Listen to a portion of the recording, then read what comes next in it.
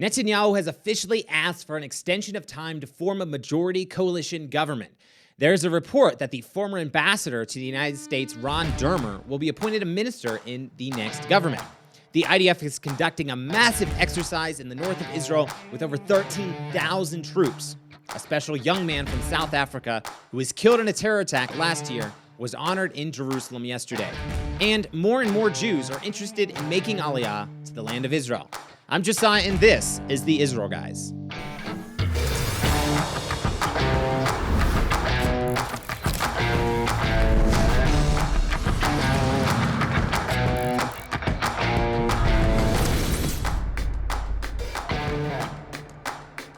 Hello and welcome to the Israel Guys, where we believe that in a world of Jew hatred and anti-Israel propaganda that you should have a direct connection to the land and people of Israel. You guys know that the media is full of anti-Israel bias and rhetoric that is constantly spewing out lies and all these different things, fake news about what's happening in the land of Israel. And this also applies to social media, which is kind of taking over the news source for a lot of people around the world. They go to social media for their news, especially when it comes to Israel. And one way you can fight that and help the truth get spread on social media, and especially here on YouTube, is to hit that subscribe button and the like this video, hit that subscribe button. I know it sounds cliche, but it actually helps get the truth of what's happening in Israel here at the Israel Guys. It helps it get out to more people, puts us in the YouTube algorithm, and lets more people see the show and what's actually happening in the land of Israel. We'd really appreciate that if you'd hit that like button and subscribe.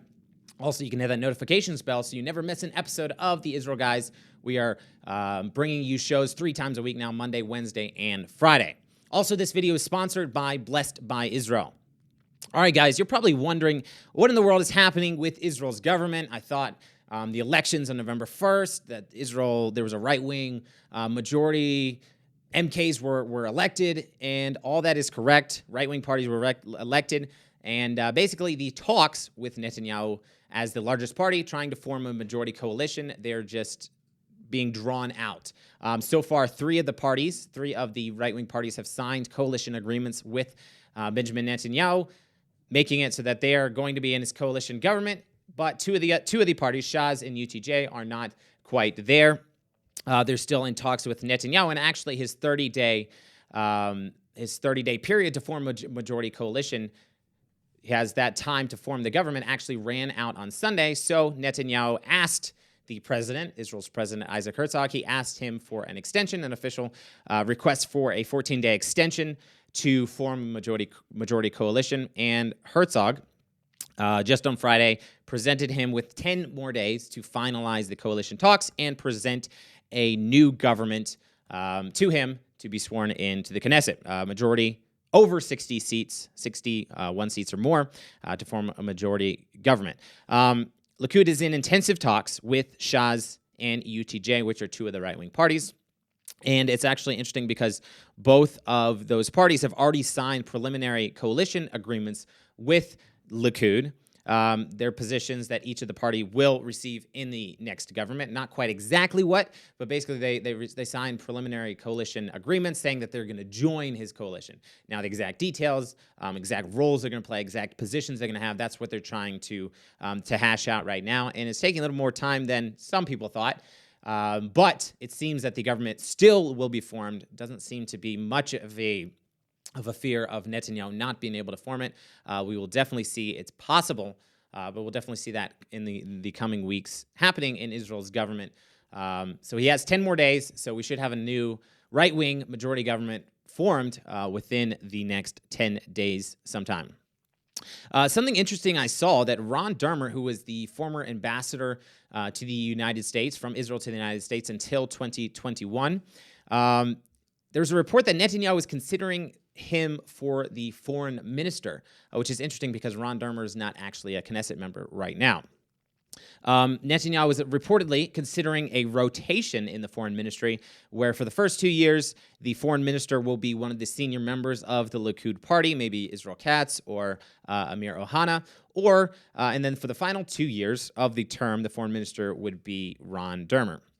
It's rather unusual to appoint not a Knesset member, an MK minister, in the government, but maybe it's going to work because it's going to be in a rotation where a Knesset member is going to hold the position and then it's going to switch over to Ron Dermer.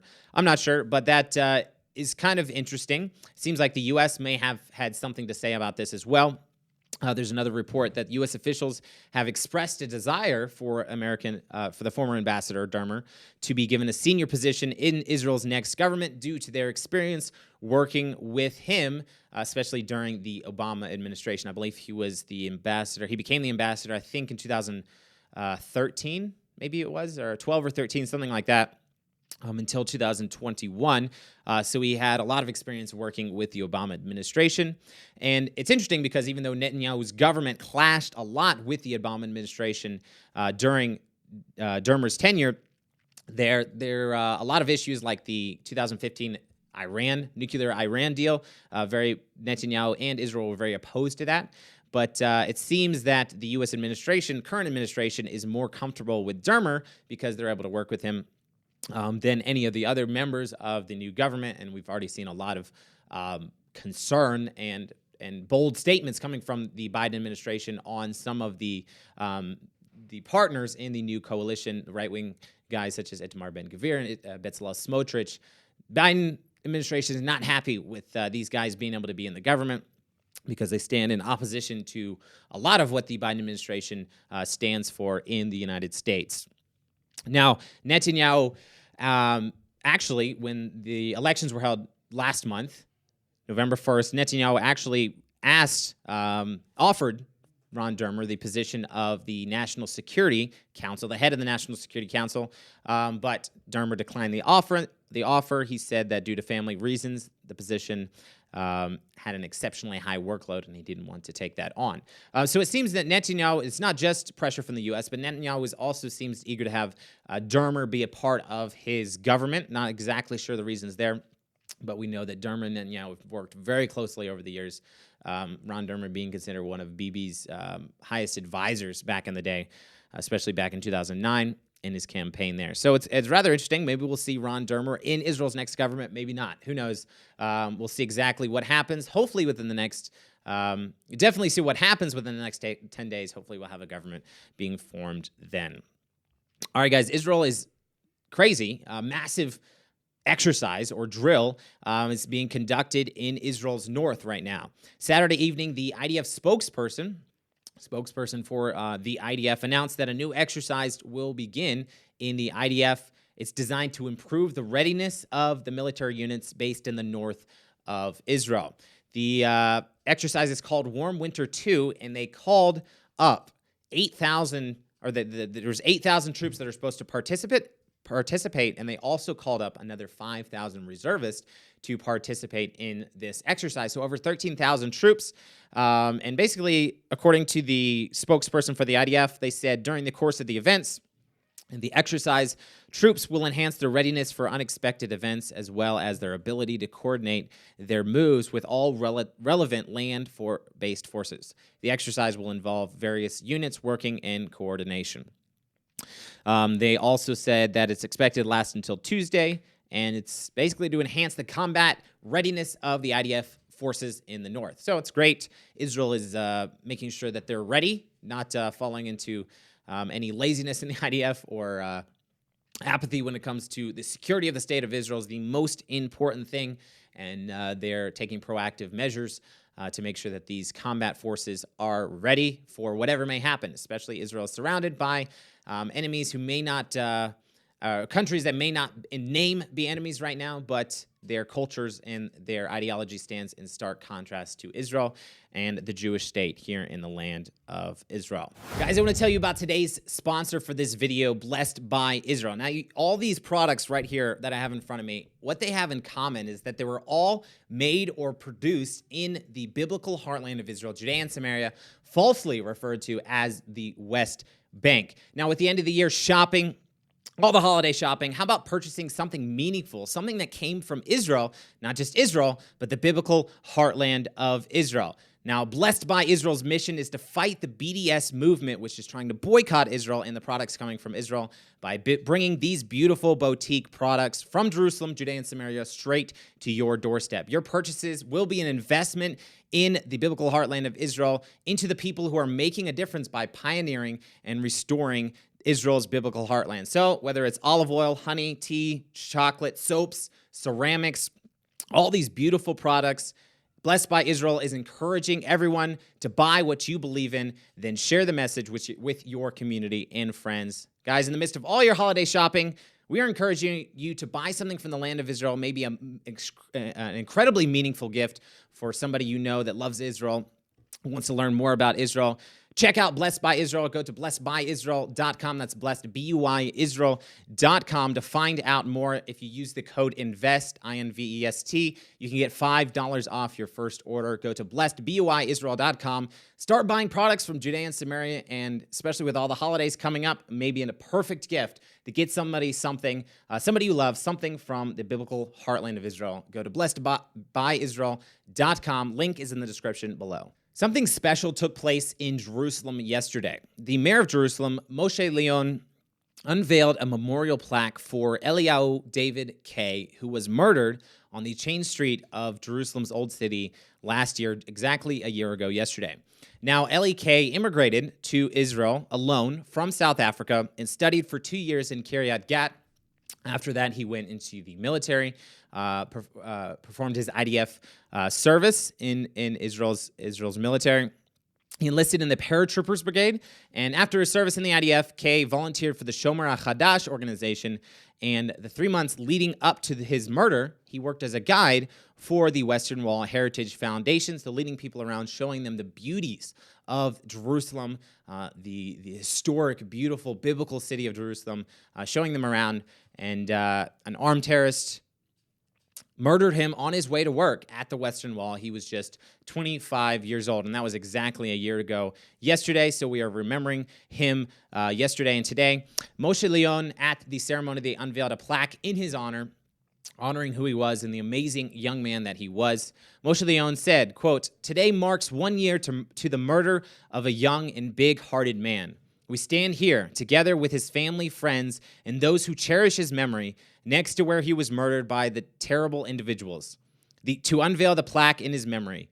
It is sad and painful that life so young was cut off in a moment, just because he was a Jew and a Zionist who chose to immigrate to Israel.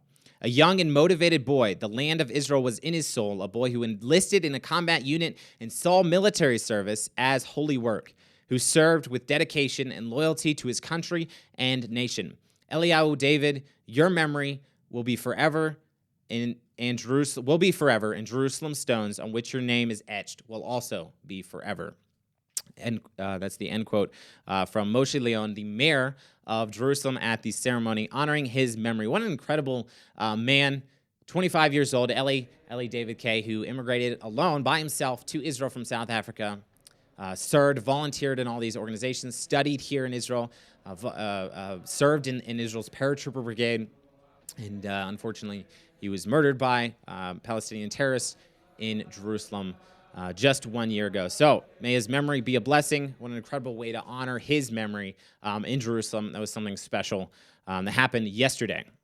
Also, guys, good news. More and more Jews are interested in making Aliyah to Israel. This is always amazing thing that Jews would come back to the land of Israel. But in a series of events that took place in the United States and Canada, just this last week, there's a bunch of events put on by Nefesh to Nefesh, along with the Jewish Agency, Israel's Ministry of Aliyah and Integration, and JNF USA. And KKL. They were all putting on these events to help encourage, to guide, and assist people living in the U.S., Jews who are interested in making Aliyah to Israel, immigrants who may in the coming years come to Israel, come to live in the land of Israel. The Moshe Leon, the mayor of Jerusalem, also said about the event, he said, "We are thrilled that Jerusalem remains a top destination among North American Olim. Olim is immigrants. And I would like to congratulate B'Nefesh for their partnership in creating this joint initiative."